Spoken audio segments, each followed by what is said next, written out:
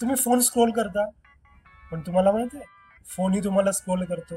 ह्याच विषयावरची एक डॉक्युमेंटरी आहे, द सोशल डिलिमा. ही तुम्ही पाहिली आहे का?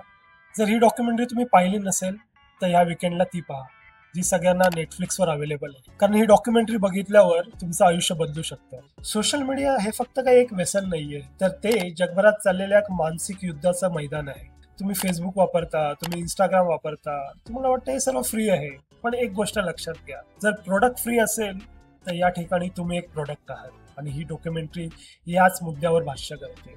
तर ही डॉक्युमेंटरी सांगते की एक अल्गोरिदम तुमच्या सवयीवर, तुमच्या विचारांवर कसं परिणाम करतं.